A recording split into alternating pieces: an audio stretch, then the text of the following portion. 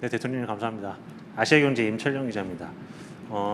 이게 여러 분야가 얽혀 있긴 한데 최근에 관세 문제가 다시 네. 부상하고 있어서요.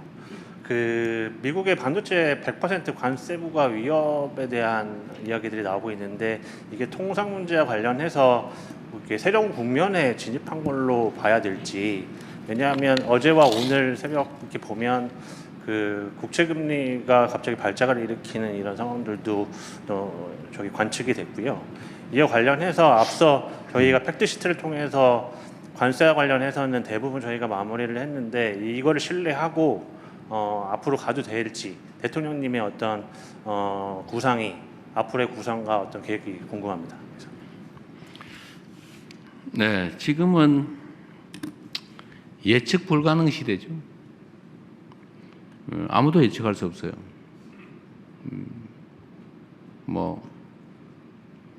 베네수엘라 거기에 대통령이 다른 나라에 잡혀가는 거 쉽게 상상하기 어렵죠.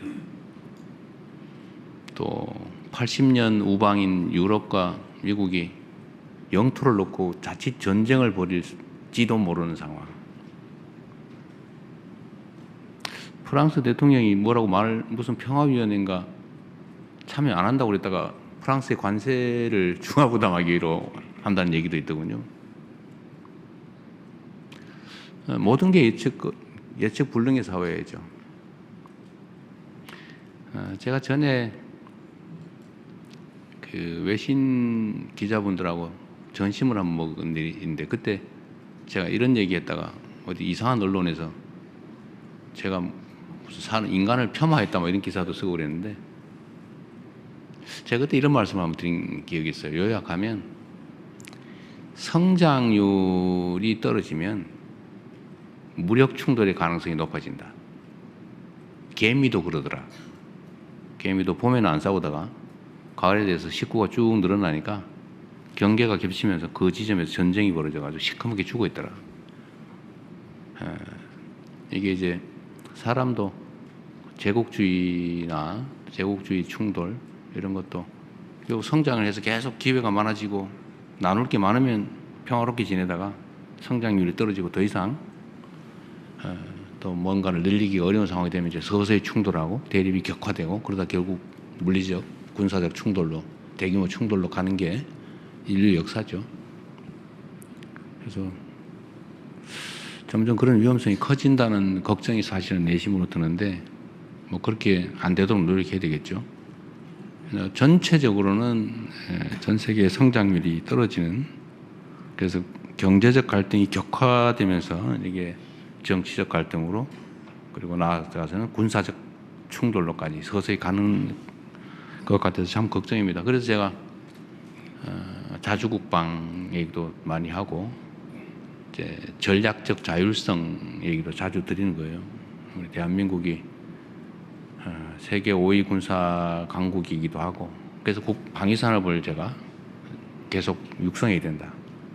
그리고 그러려면 그게 뭐 윤리적 도덕적 얘기를 하기 이전에 방위산업 수출도 저희가 이제 주력을 하는 측면이 있어요. 이건 이제 국방력 강화에 도움이 되기 때문에 그렇습니다. 그리고 이제 전략적 자율성도 최대한 확보해야 된다. 그리고 휘둘리지 않게, 소위 말하는 이제 연루 위험을 최소화해야 된다.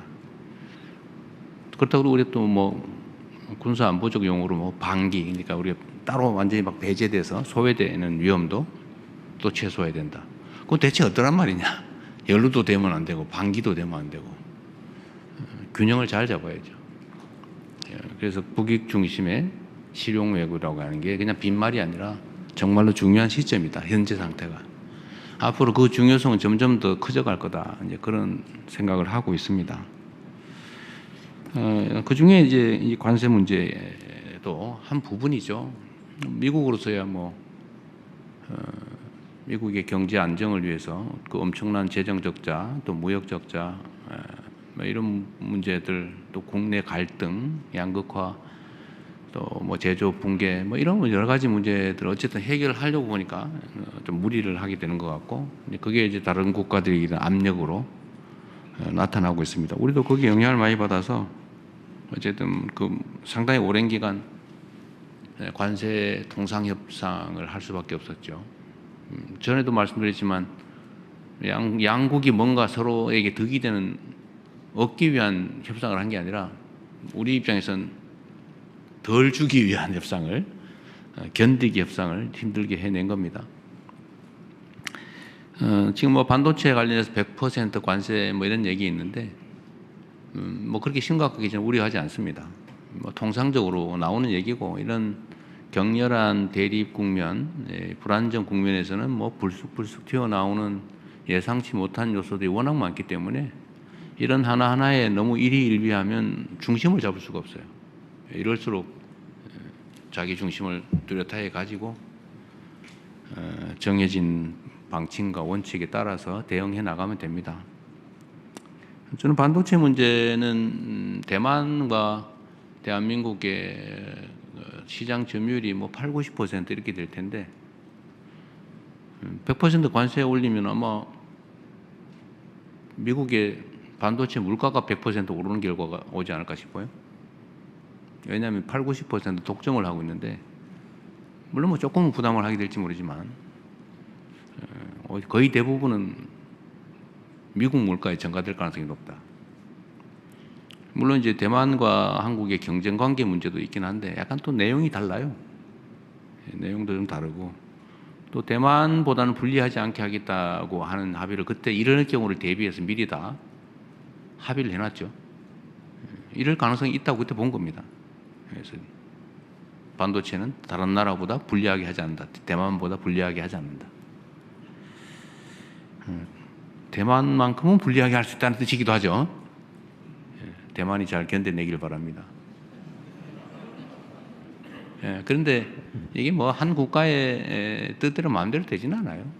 그게 뭐 미국에다가 반도체 공장 안 지으면 100% 올리겠다 이런 얘기도 있는 것 같은데 그건 협상 과정에서 나올 수 있는 여러 가지 얘기들이죠. 뭐 미국이야 반도체 공장을 미국에 많이 짓고 싶을 겁니다. 또 험난한 파도가 오긴 했는데 배가 파손되거나 손상될 정도의 위험은 아니어서 잘 넘어가면 되겠습니다. 그리고 또 하나 중요한 건 제가 이거 강조해 놓을 거는 조인트 팩트 시트에서도 명확한 것처럼 우리가 뭔가를 할 때는 상업적 합리성을 보장한다. 그래서 그게 제일 중요한 기준이 되겠습니다. 그래서 너무 걱정하지 않으셔도 되겠다. 또 우리 유능한 산업부 장관 또 협상팀들이 있기 때문에 잘 해낼 겁니다. 네, 다음 또 한 분 더 할까요? 우리 남자분 하죠.